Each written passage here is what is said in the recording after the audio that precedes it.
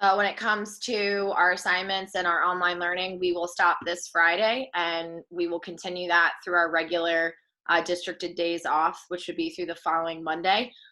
So today, tomorrow, and Friday we'll be online learning, but after that we'll go to spring break. So no classes during spring break. I also want to bring up that we have our chicks. I wanted to show you guys and check in with you so you could see them. So I'm going to bring the laptop over here. So today is day 11 for the chicks. All right, so I have it dark so that you guys will be able to see.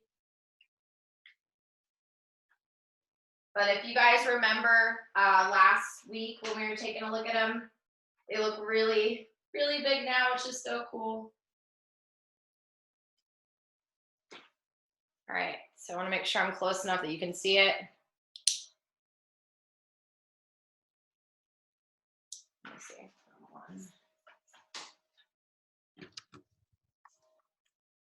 Bear with me. All right, there we go.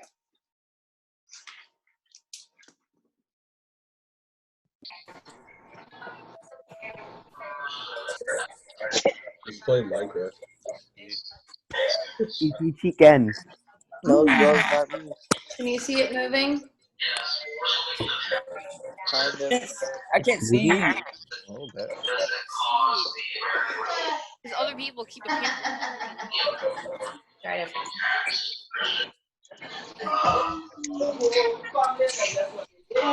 Dog action. Thank you, dog. For a month. Sorry, I will mute everyone again. I just wanted you guys to be able to ask questions. All right, so see his eye and see him moving.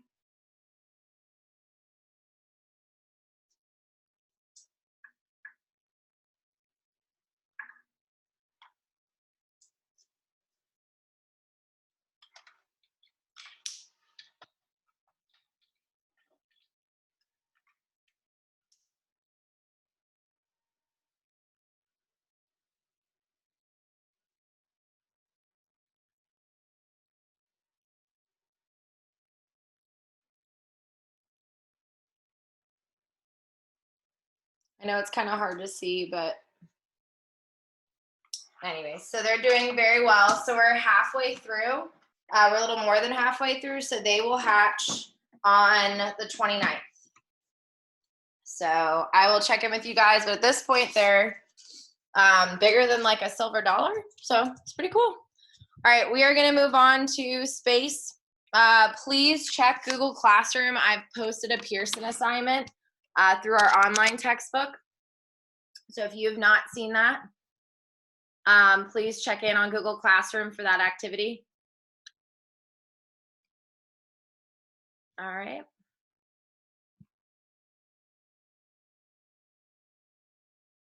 All right. All right. Please do send me messages if you guys have any questions, but all right, awesome. All right, so we're gonna get started on Nearpod. So we're gonna start off with a collaboration. So on this slide, we should see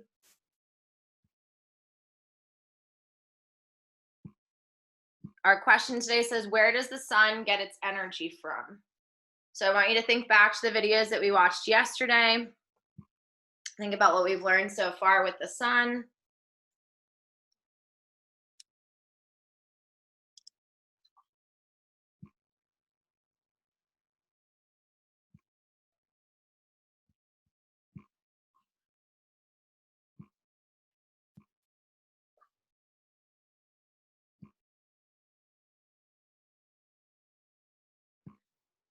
Yes. Remember, it's not just gas when we talk about the sun. So we talk about our phases of matter, right? In order, I'm going to keep always going over them all, but we got solid, liquid, gas, then plasma, which is like charged, ionized particles. We see that when we see the aurora borealis. The sun is composed of both gas and plasma. But when we talk about its energy, think about what we've learned in the last couple of days. Nice job, guys. It's located in the core, but what's happening there would be nuclear fusion. Very good. If you want to get a little bit more detailed and you want to talk about how nuclear fusion is releasing energy, what force would you say is causing it to release energy? When I ask some questions now, I'm going to try something different where I'm going to scroll through, and wherever my mouse lands, that person's going to answer for us. So be prepared and paying attention so you can answer the question. So the question is, what force is causing nuclear fusion to occur? All right, I'm going to Ashton. Hey, Ashton. What force, Ashton, can you answer? What force makes nuclear fusion happen? Pulling atoms apart. What force makes nuclear fusion happen? Bonding. Yeah, so we've got hydrogen turning into helium, but what force is making that happen? One of the invisible forces.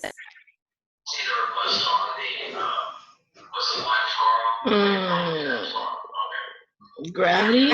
Very good. All right, I knew you knew it. All right, nice job, right? So when we talk about, nice job, thank you for playing. So yeah, when we talk about where the sun gets its energy from, gravity is fusing those atoms together from hydrogen into helium, right? And the immense heat in the core, which is 15 million degrees Celsius, right? All that heat, pressure, and then gravity's force causes them to come together. Nice job. All right, moving on. We're gonna watch a video next. So for this video, again, you can watch it on your own screen. So I'm gonna mute myself so that you guys can all watch the video on your own with me.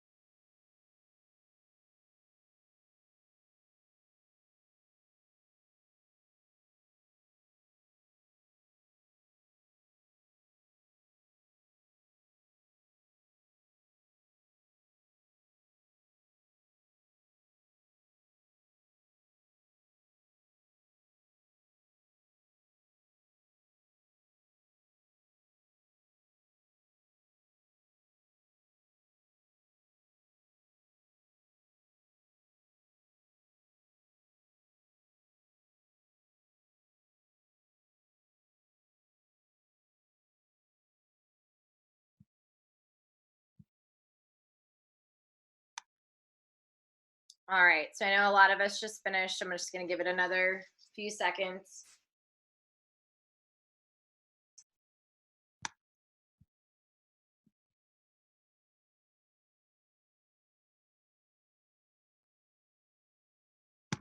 Awesome. All right, so moving on, it says, I would like you to draw a model of nuclear fusion. So on this page, you can sketch and draw.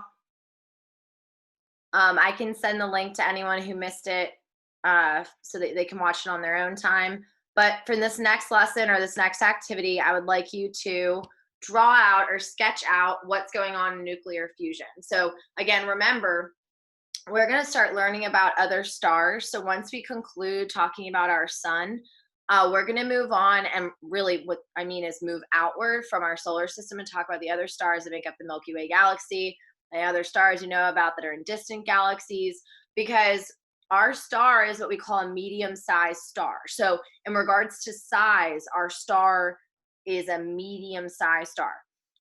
What I'm getting at is that when you talk about nuclear fusion, the bigger a star is, the faster nuclear fusion will happen. And that's because the more mass there is, meaning the more massive the star is, that means the stronger the gravity is, which means the faster nuclear fusion occurs. So something that's really interesting is that the bigger the star is, the shorter the star's life will be, which is kind of interesting. So again, our star is a medium-sized star.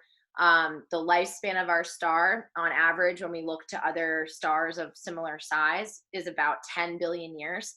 As you guys know, our solar system is about 4.6 billion years old. So we're about halfway through our star's lifetime. And what's going to happen eventually is when our star dies, that will be when it runs out of hydrogen. But again, back to talking about other stars, stars that are bigger than us, than our sun, right? They make nuclear fusion happen faster because that gravitational pull is greater, and it's going to force atoms to bombard each other at a greater rate, which means it has a shorter life. Big stars live for a shorter amount of time. All right. Smaller stars live longer because the gravity is weaker. So the fusion happens slower. So it's kind of interesting, that difference.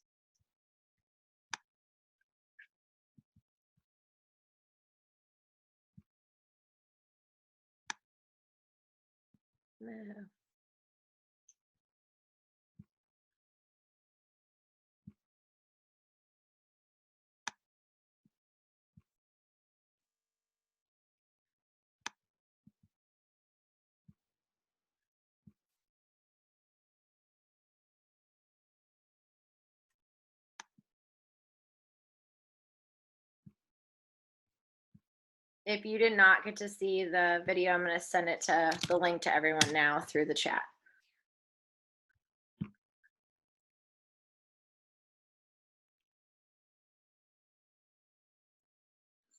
Remember that gravity acts in all directions and the sun is a sphere, right? So you've got this bombardment that's happening in the core and the center of the sun, and that's because gravity is pushing and pressing atoms together in all directions in that core towards the center.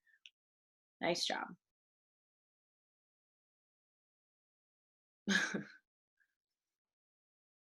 Nice job.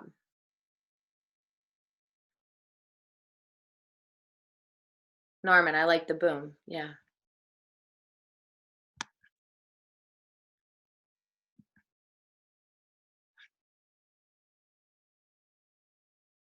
Yeah, if you didn't see, there's a text feature too, so you can type things in instead of having to write it out.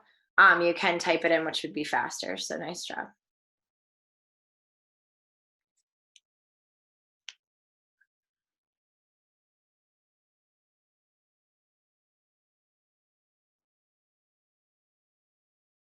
Yeah, so again, for your model, it should have included hydrogen, the elements hydrogen, helium, and gravity, so make sure those three things were included for your picture. And then, very good, right? And we're going to go back to that quizzes at the end of this lesson. I did change some of the questions in the quizzes to be a little bit better worded. But we are going to play quizzes again. I believe our average yesterday was around 50% correct. So I do want to aim to do at least 20% better today. So we'll come back to it. But remember, one of the questions was talking about what conditions are needed for fusion to occur. And remember, it's high, incredibly high temperatures, right? High pressure, high temperatures. And then, of course, the gravity is the force that's causing all this to come together.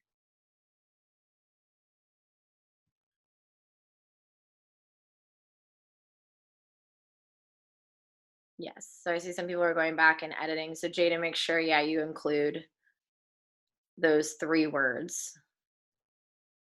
Boom and atom are acceptable, but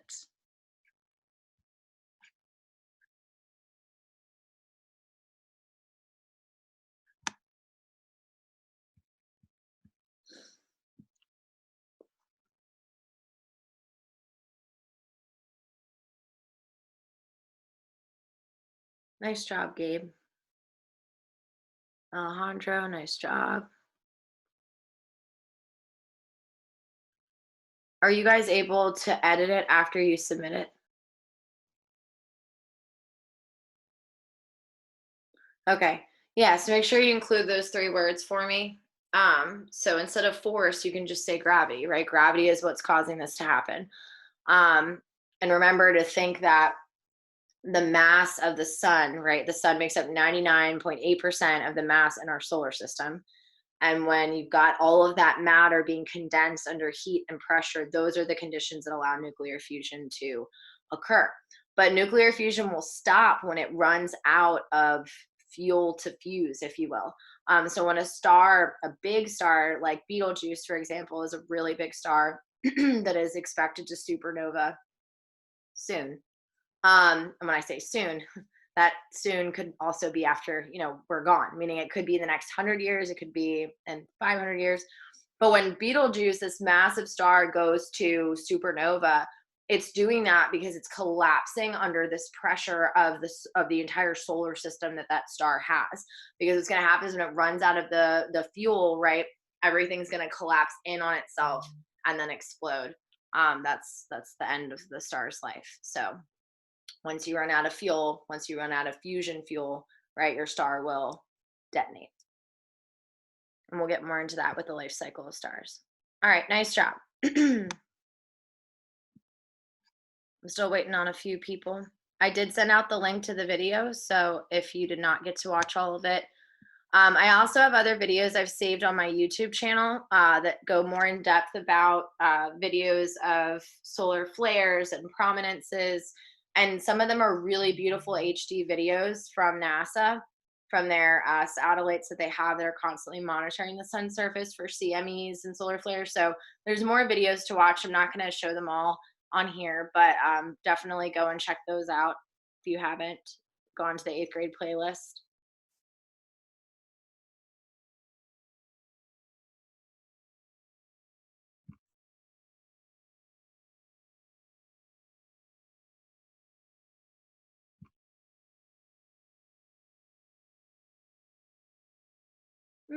Clever, Nathan. All right, so I have some people who I'm still waiting on, but for the sake of everyone else, most of us did finish, so I am going to continue on. All right, so this next video is just a guide describing solar flares. So it's describing what, there's different classes of them. So basically,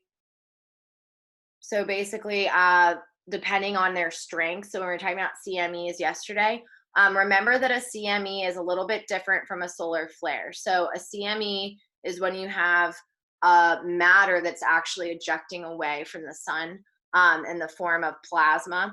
And it's a lot more than you would normally get in a regular solar flare event. But anyways, there's a class, meaning there's a scale or a way of measuring them. So this is going to go into that. All right, so again, you guys can watch these videos on your own, and I'm going to mute it so you guys can watch them.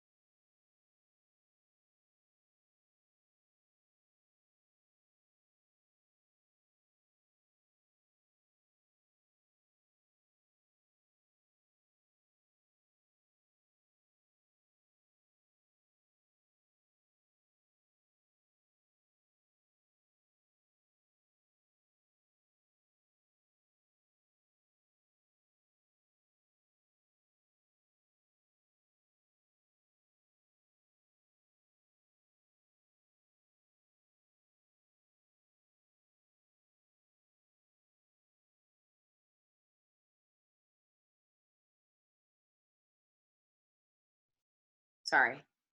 Does anyone else know how the yellow lines are on here? Am I doing it or is someone else doing it? And if you are, how are you doing it?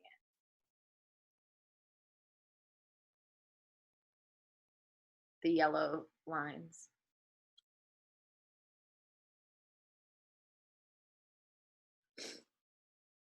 Oh, how did you do that?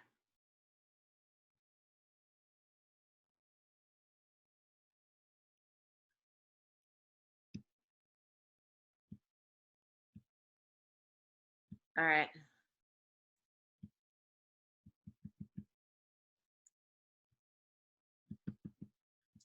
No, no, no.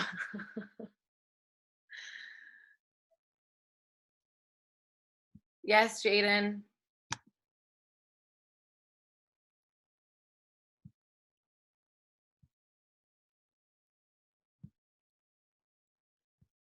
Jaden, explain this.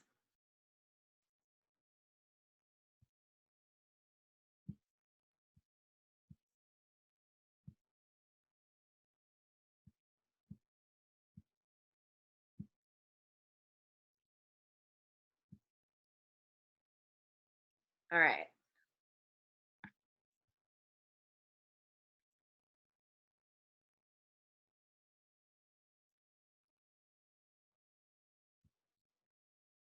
For Nearpod? Oh, okay. All right, everyone, moving on. Next one. So for now, this is just going to be our wrap-up activity. We're going to play the quizzes again, and I was just hoping that we'll see an improvement from yesterday. I took out the question about E equals mc squared, which was Einstein's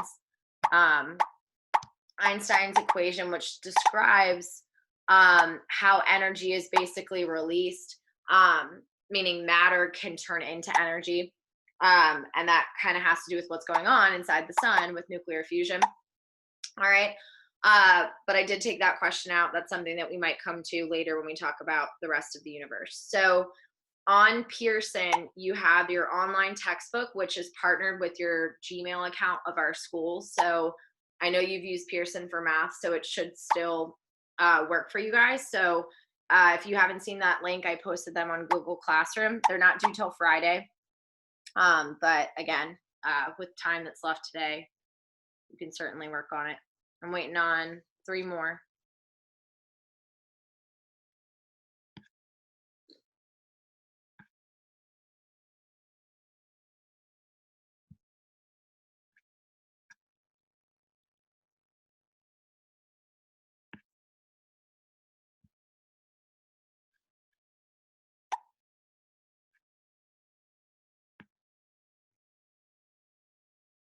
All right, I'm missing 2 more.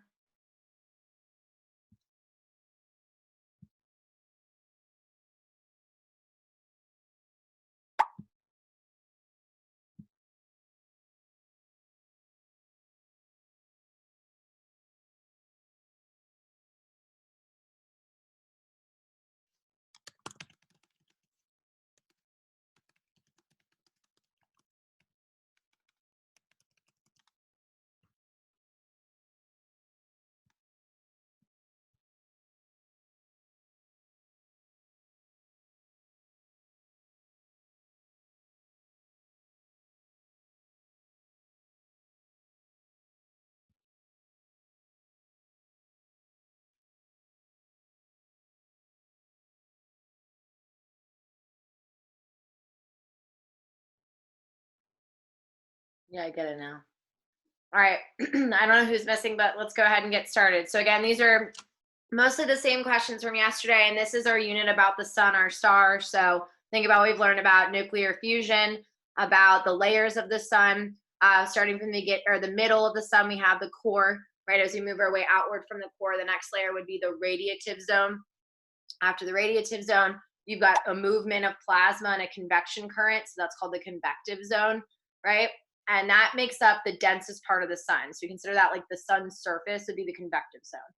After that, you have the layers of the atmosphere of the sun, starting with the photosphere, which literally means sphere of light. That's what you see when you look at the sun is the photosphere. Outside the photosphere, you've got the chromosphere. Chromo means color. So this is the coloration of the sun that you can see in some of these videos. And that is the last layer before you have what's considered the outermost edge, which is the corona. Great word. So we talk about the corona. The corona is actually very hot. And that's something that scientists, it's been a question that we have is why is the outermost layer the hottest? Not the hottest, but the hottest of the atmosphere. Normally, the further away you are from the source of the heat, the cooler it should be. All right. So those are the layers. Here we go.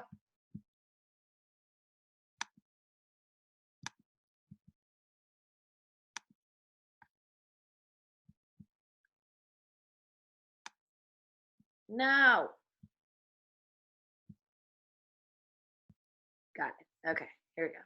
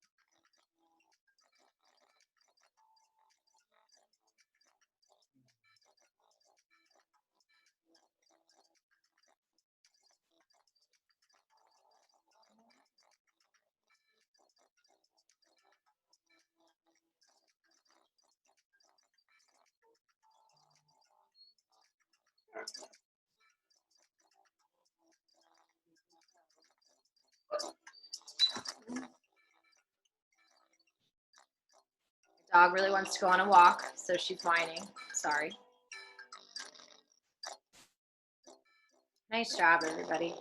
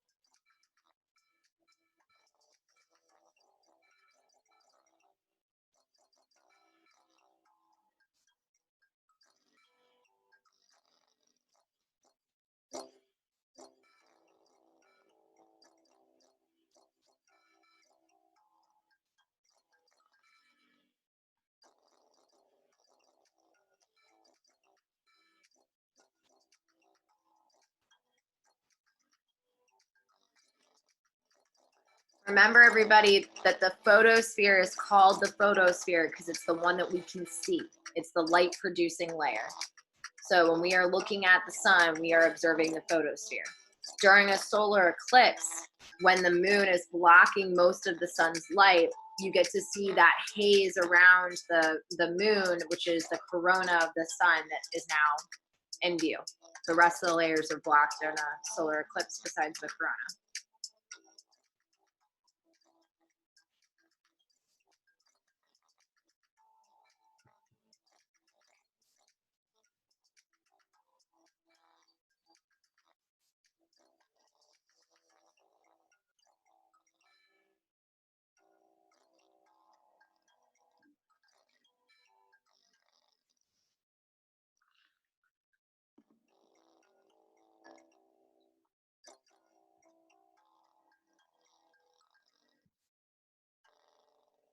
Nice job, everybody.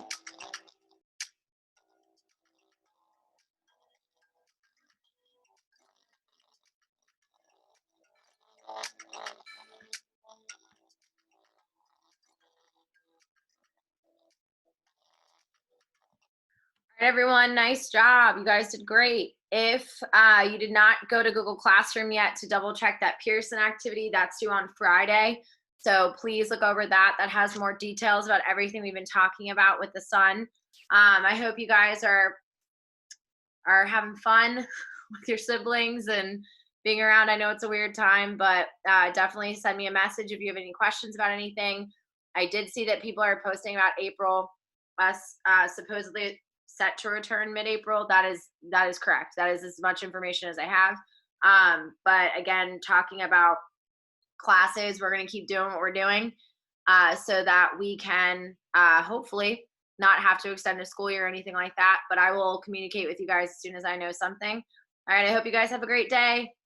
See you tomorrow.